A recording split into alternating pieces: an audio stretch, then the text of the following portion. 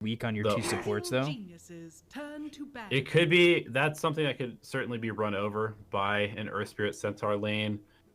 You'd have to have a pretty strong laning carry if you were to do something like that. There's that TB ban. I'm trying to think if there's any other saves that could go with the Huskar. We were talking about 10 seconds how remaining. EG, we were talking about it at the break where we thought EG might have to go a little bit more comfortable with their picks, remaining. and TB's definitely one of those Arteezy comfort picks. So taking that out of the pool, I think is a step in the right direction for Alliance, because I think EG here down to one more possible loss, and then they're in the lower bracket against Chaos. It's a risky situation. And Yeah, definitely.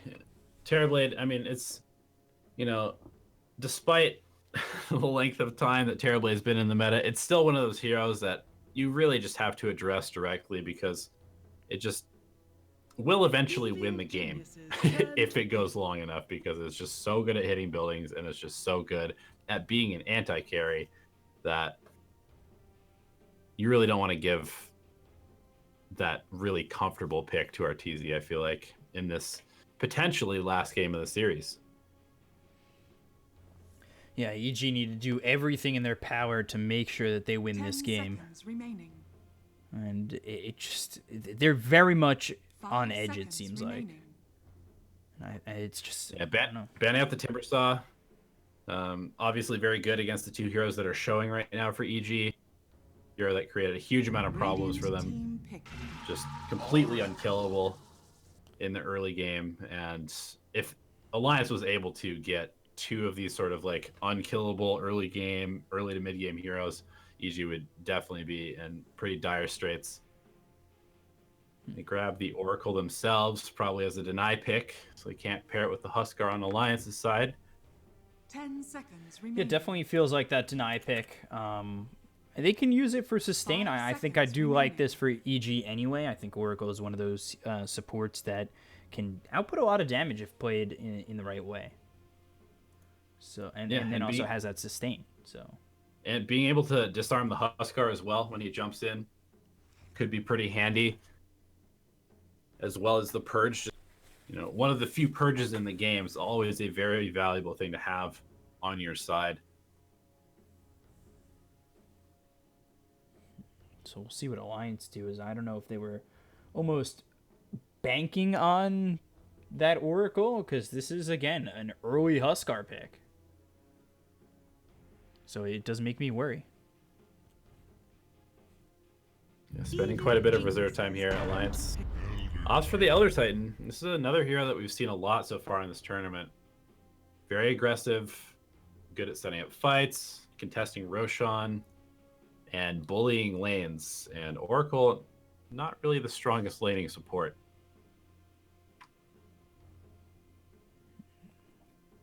I think GH had an amazing game on Elder Titan earlier today.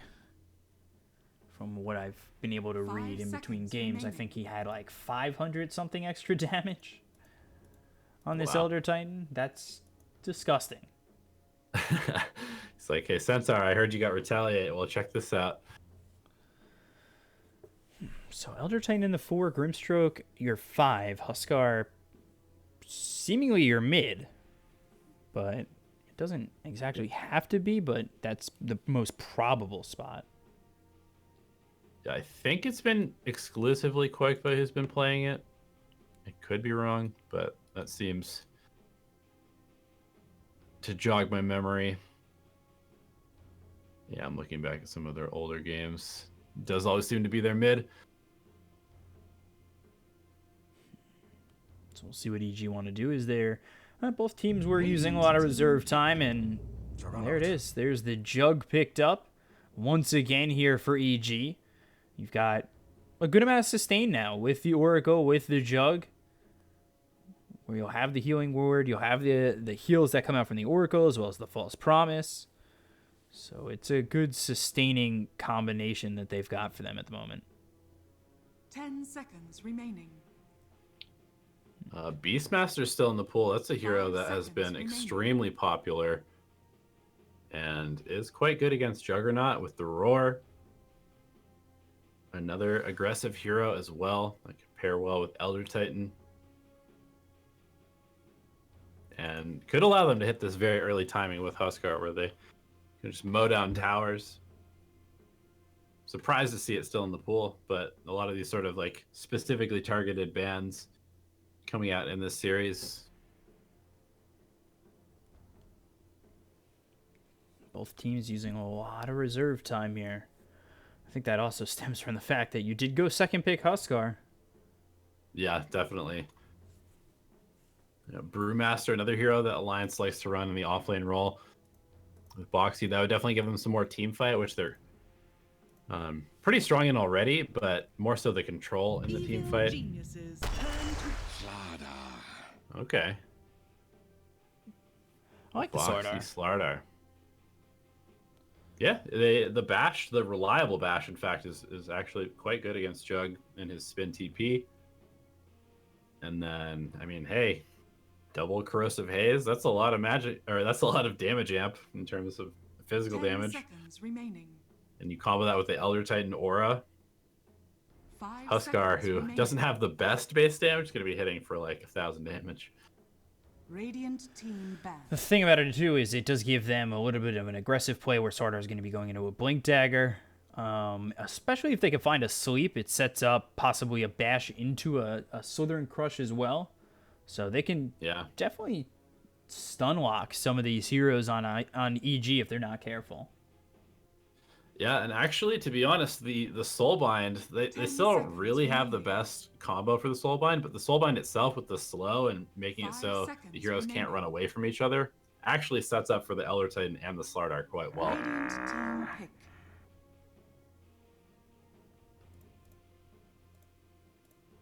Ban of the Razor, and then the ban of Morphling from EG. The final pick goes to EG this time around. And the last time they had the final pick was their last final pick was Shadow Fiend, and then Alliance went to the Timbersaw final pick last game. So we'll see what Alliance are going to do. They've got some okay lockdown. Wouldn't say it's the best. Inkswell, Slithering Crush with the sleep. But then for EG, it's lacking as well. And ooh, Phantom Assassin, this is a hero that works well with Grimstroke, again, where you can get the Inkswell on top and then Phantom Strike over and try and find a target. Yeah, I could definitely see PA getting pretty heavily pressured in lane by the Centaur Earth Spirit combo. There's just a lot of burst damage and magic damage that can come out from 10 them. seconds remaining. So it's going to be probably a pretty rough early game for PA, 5 but seconds it's remaining. also a hero that benefits very heavily from the Starladder and the Elder Titan's aura. He doesn't even need to have that much damage, just hit a crit on somebody with Corrosive Haze, and that hero is probably going to be in the morgue. And Sumail Viper, I mean, what else are you going to pick against this Huskar? All right, Sumail Viper. I don't know if it's going to be good enough, but we'll see. Sumail on the Viper, Arteezy on the Jug, Fly on the Oracle, S4 on the Centaur, Crit with the Earth Spirit. Mickey will be on that safe lane Phantom Assassin, Boxy with the Sardar and the offlane, Taiga on the Elder Titan, and then Koikfa with the mid Huskar, and Senya back on the Grimstroke. So game 2, an opportunity here for Alliance to 2-0 EG. So this is That would be something. yeah, that would definitely be one of those 2-0s that people wouldn't expect. On top of all that, every series in this group has been a 2-0. So can Evil Geniuses break the trend? That really becomes the question. We'll see what they're able to do. I'm not too certain on this Sumail Viper. I think again, Grimstroke kind of enables Phantom Assassin if he wants to with the rest of the team too to work early. But you don't have to. I think Sardar, Elder Titan, Huskar, Grimstroke, where you can ult with Huskar with the Inkswell on top of you. You have a lot to close the gap. You'll get a Blink Dagger on the Sardar, so maybe they're just looking to make space for Phantom Assassin with those 4 heroes.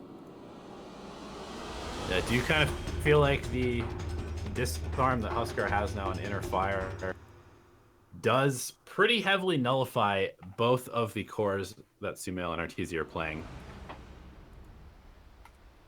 And that could certainly be a problem come the mid game or even early. I think the last time we saw the Huskar, it was a long time until they took the Inner Fire. But you get an early value point in the Inner Fire, say you get level 6 and you've got at least 1 point into Inner Fire, then you Life Break, Inkswell, and if things get rough, you Inner Fire, or even if you just want to maybe secure it. Inner Fire is nice early.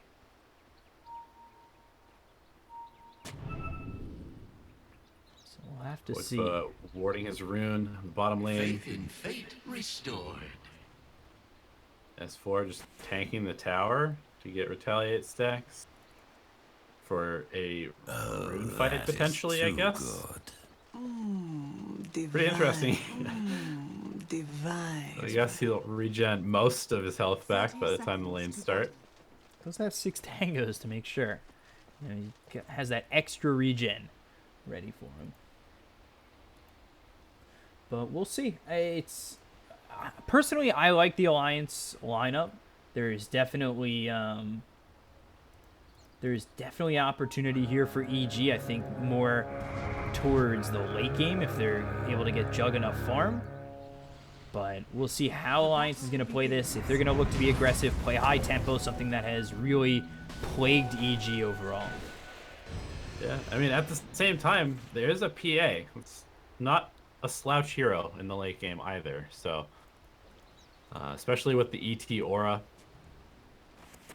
I definitely am a little bit worried for EG here. I think that Alliance's draft really came together well at the end with that pick. And they're giving Boxy the solo safe lane, opting to run an aggro try with the Grimstroke and the Elder Titan. Yeah, just against the Centaur, I don't think he's really in that much trouble. He goes to the bash first, so, you know, every 4th hit, you could just throw it S4, make him uncomfortable in this lane, miss some last hits, and also, that bash damage is no joke. That is rough, so to just sit there 1v1 against the Starladder, I think, is really beneficial for Alliance. They've also got, again, the possibility with, like, an Inkswell, followed up by an Echo Stomp. Come level 2 for both these supports as well as the Phantom Assassin. So we'll see how these lanes start to progress for Alliance and if EG are forced to make changes. Fly's really going to have to be on his game positioning-wise and making sure he's always there to bail Arteezy out. Because if he gets caught out of position, he's definitely going to go down here. Mid lane, crit, trying to make a rotation early onto Huskar. They just used the Inner Fire, but the Rolling Boulder missed. Something we saw from Taiga in the first game was those missed opportunities, but it didn't end up costing him the game. Quickfoot did go for that value point into Inner Fire, though. Yep.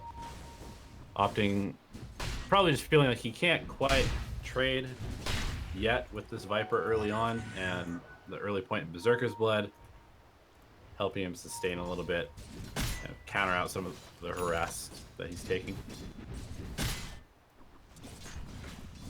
And Quickfoot now going into the Burning Spears. Uses the Inner Fire. So it does do a little bit of damage. The Burning Spear is coming out onto Sumail, but the rotation over from crit, the Rolling Boulder does land. So that puts Quickfoot in a bad spot with the Boulder Smash on top of it. And, whoa, is going to be enough? It will be. So Sumail making Quickfoot pay for that aggression, and Sumail grabbing first blood. And a regen rune. That feels quite good. He almost went down himself there, and now... Close, but not quite. They bring in Senya bottom. I don't know if that's even really that necessary. But maybe they want a quicker 6 on the Phantom Assassin as the Blade Fury. Taiga. Yeah, he's looking like he is dead meat, but Purifying Flame's not going to get the kill, so he's able to heal off that a little bit and survive. It really looked like he was dead. I think the focus came off of him for just a moment. He was able to just find some space, and from there he walked away, especially after the Purifying Flames not finishing him off. Yeah, this rotation of the Grimstroke to the bottom lane is pretty interesting, but the wave is coming under tower, so Mikke in a very good spot to get farm, get some last hits here. Arteezy having to play in sort of a more uncomfortable position, and Rolling Boulder on top of that. Taiga, and ooh, they might get Mickey as well. Purifying Flames, and that leaves it one shot for Arteezy to get a double kill in this top lane. 3-0 for EG. Talked about possible early pressure from Alliance, but EG, they're the ones showing the early pressure. Not something that we have seen too much from their lineups. Much better start already from Arteezy with that double kill. Picking up this wand here. Oh, no, a couple Wraith Bands from the home shop. Koikfa getting to level 4. What moment do you think Koikfa finally kind of just moves around, or is he really looking to be mobile come, say, level 6? Or is it more on him hitting level 6 is I guess the better question, or others on his team also having 6? I definitely think he's going to be looking to leave the lane earlier, just because, you know, playing into a Viper is not Huskar's favorite style of game. And if he can, you know, rotate to a strong lane from one of his other cores, they can probably pair it up and start taking towers pretty early on. Stroke of Fate. It's Arteezy. They'll also get the Stifling Dagger out, but there's the Healing Ward, so he's able to sustain. Meanwhile, Rolling Boulder is... Crit does get the bounty. Nicely done there. It's going to be 3-for-1 bounties for EG, so definitely off to a much better start. 2k gold lead at 5 minutes. Yeah, this is one of the first games tonight, and this has been 3 straight series with EG that... and I guess maybe minus the Aster series, because that one was pretty easy for them. So I guess that minusing a third of the series. But this is the first time they've gotten out to an early lead like this. And it looks good. I think that they can use this early advantage, especially with Jug, who's looking more towards the later game. That early death on Koikfa, I mean, look at the CS disparity in the mid lane. Sumail 30-16 versus Koikfa's 19-2.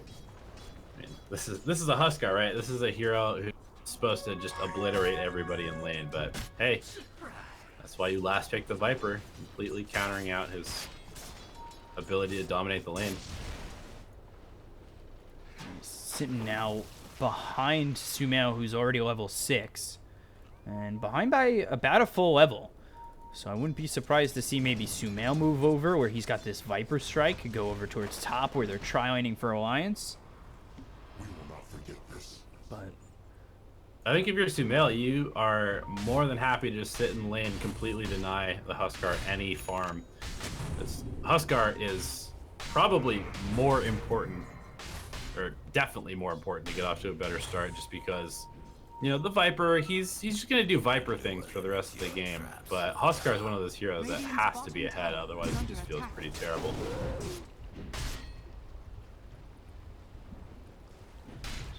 they've got Boxy up here over top now, and they've moved the Phantom Assassin to bottom. Meanwhile, rolling around is Crit, but Wave Fury comes out. Boxy is level 6, so he's got the Corrosive Haze. Under attack. Might make a couple of these heroes on the side of EG in this lane uncomfortable, but that would be if Alliance are able to step up and maybe get right on top of someone. Taiga does have Stomp, but he's just not going to get it off. He trades here with Crit, and then Fly and Arteezy notice this, so they'll just throw Purifying Flames out and get the kill. I don't really understand just standing and trading like that. Yeah, this Elder Titan not having the impact that you picked the hero for so far in the laning stage. Not really being... Looks like he really didn't stack this hard camp to build up some damage stacks, and hasn't really been able to set up for anything at all. So we'll see if EG can continue to put on the pressure. They've got Crit as well as Fly. Rolling Boulder over, but the Boulder Smash comes out into Koikfa. Fortune's End on top of it. Sumail is here. And with the Purifying Flames, it's just an easy cleanup kill for EG to kill off Koikfa, and 5-0. No answer yet from Alliance. Yeah, how can they answer? I mean, Sumail's level 8. He is almost done with a Yasha already. 8 minutes into the game. They've got S4 off to a very good start on the Centaur as well. And their early game pressure in the form of the Huskar is completely shut down at the moment.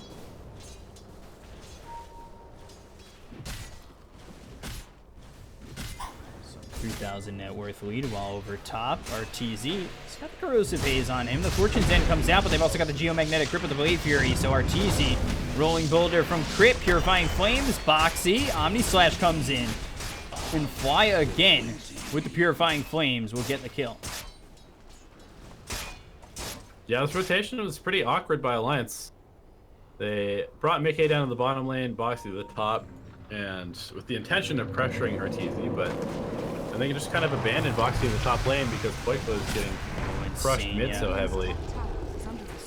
Getting dove by Sumail. S4 was also here. Insania, though, able to withstand it all. And now the Stampede comes out, but he turns around, so it's not just going to be Taiga, it will be Insania, too. Two more kills for each.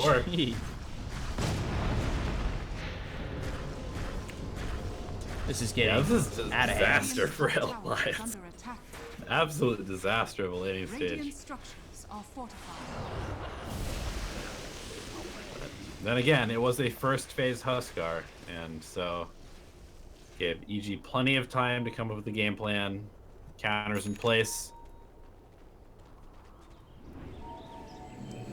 This is what I like to see from EG. They kind of changed their game plan, going high on the aggression early.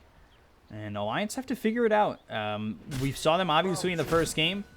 They were good enough to take it over EG. They had everything together, but now on the back foot, are they good enough to bring it back?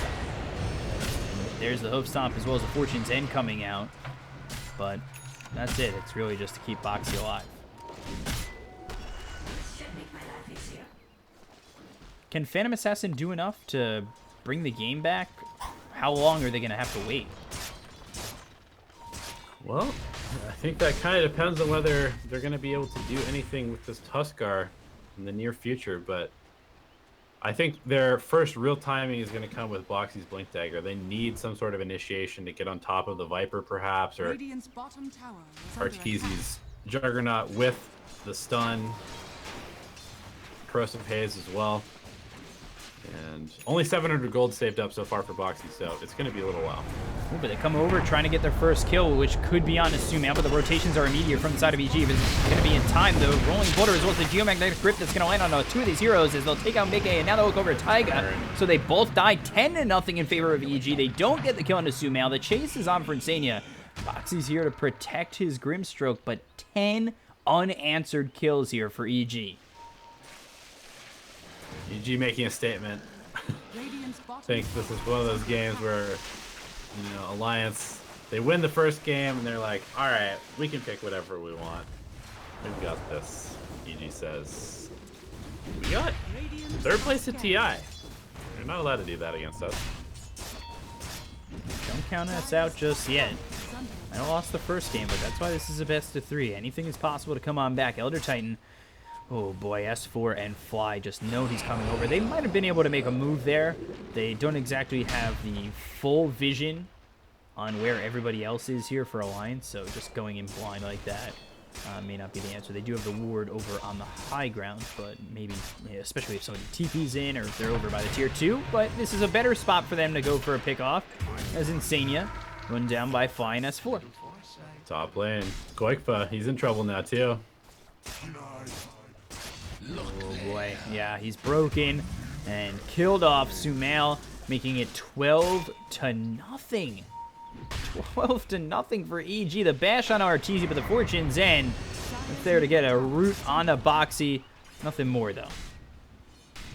Now, I know you have a PA, but this is almost one of those games where the lane stage has gone so poorly that, I don't know, you kind of just take like one more fight around this Blink Dagger. If it doesn't go well, I think you should just go on to the next game.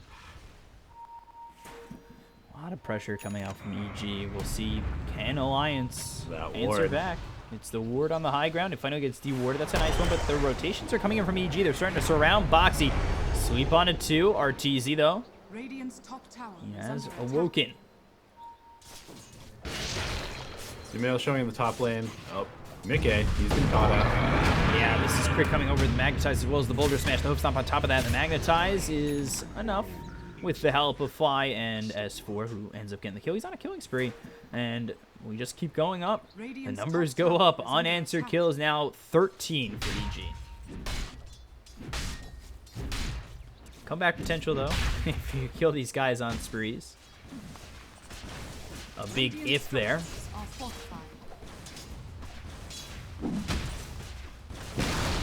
Yeah, we'll see. Oh boy. It's a statement game so far for EG. Which is something that they needed. I think a game like this, especially absolutely. if they're able to finish this game and Alliance don't come back, it's not only a statement, but it's momentum, it's confidence. I think losing 3 games in a row is definitely confidence breaking. So this is not only just a statement game, but a recovery game mentally. Yeah, I agree. Oh no, Grimstroke. Blink, Hoof Stomp, and Insania. He'll end up dying. The Inkswell gets placed on a Boxy, but who can you go for? All by yourself, there's no one to go in on. Very close to his own Blink Dagger. Wisely backs out. Not much they can do until he has that online. And even then, I mean, this is going to be pretty rough to fight into EG right now. Koikva, how's he doing? He has his armlet finally. But this PA still quite a ways away from Battle Fury, and you know, that's the Battle Fury life, right? You pick it up and then you just disappear for a while. Yeah, at least you're hoping to. And oh my god, look at how underfarmed this Huskar is. 3 bracers and an armlet. Maybe they can do it, especially with the Corrosive Haze, but Alliance need not everybody from EG to be there, and it has to still go perfect. Arteezy would be a nice little pickup when the TP comes out immediately. They've got themselves the silence, so can they get the kill? They will. The sweep also follows it up on a Fly, so they get themselves the first kill, and then they double it up with a second here on a Fly. Immediately a smoke off that. Yeah, wow, it's just the instant smoke after killing Arteezy and Fly Nikkei? off of a smoke. Hello? What are you doing? A little out of position there. EG punishing. This was scanned out. And you don't have a Phantom Assassin because he Phantom struck onto a Viper that still had the break. Magnetize on a 3. They've also got the Soulbind that's going to lock in crit as well as S4, but the break comes through, and it's going to do so much to help out EG in this fight. 3 already did on the side of Alliance. The Omnislash comes out. Taiga ends up falling. Now we look over at Boxy. It's a full team wipe here for EG, 18-2. And Roche is there. Move. And that perfect scam. Picked them up on that smoke through the mid lane. Gifting EG the Aegis. 16 minutes into the game right there. It was certainly a gift. You Phantom struck onto a Viper. He just throws down Nether Toxin and you're practically dead with how far ahead they are. 14k at 17 minutes. Speak up. This one is ugly. Oh yeah. That first pick Huskar being very heavily punished by EG. To do that without going Oracle or Dazzle, it's a bit of a surprise.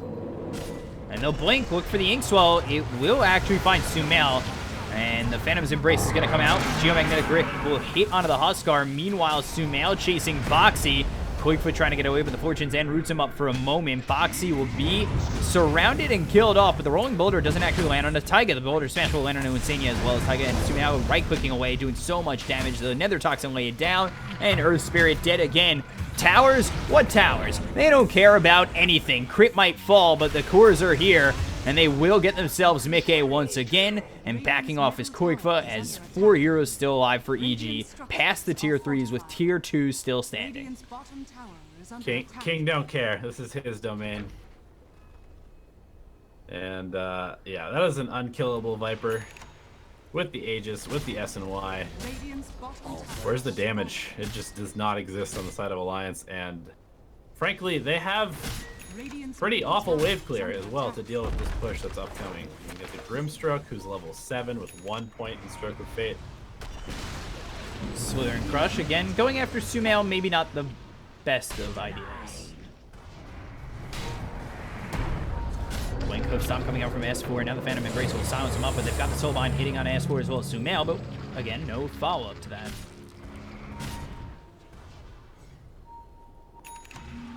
Yeah, it's the second time in a row that they've drafted Radiant's this middle tower Grimstroke is without a under real legit target to combo with. Rolling Boulder in. They've got the Geomagnetic Grip as well as the Boulder Smash coming in. Sumail gets the kill on Insania. The Fortune Zen will help purge crit. Radiant's bottom tower is under attack. Now they go for the tier 3. Sumail just moving forward, breaking the Huskar. What can you do, Huskar? What can you do, Phantom Assassin? There's really not much answer to this. Just tickles. He's got the healing ward on him as well. Regenerating 103 HP per second. Radiant's bottom tower has fallen. He might not be the flashiest of heroes, but he looks pretty unstoppable in this game. Koikfa, he turns around, uses the inner fire, but I don't believe it lands on Sumail or Arteezy. The sweep actually hits 3, so now is your only moment to make something happen, Alliance, and you lose Koikfa, you lose Boxy, and what you're going to be doing is calling GG. Mercy, please, says Alliance. And, well, we've got ourselves a series. Got ourselves a series. Coming out of that game 1, 48 minutes or so, with how hype it was, this is definitely a bit underwhelming. Yeah, now it'll be up to Alliance to kind of mentally reset after just getting completely stomped. And I don't think that they're going to be first facing Huskar in game number 3. I can make that prediction. And if they do, I would hope to see it with Oracle or Dazzle. Not neither. That does not seem efficient. So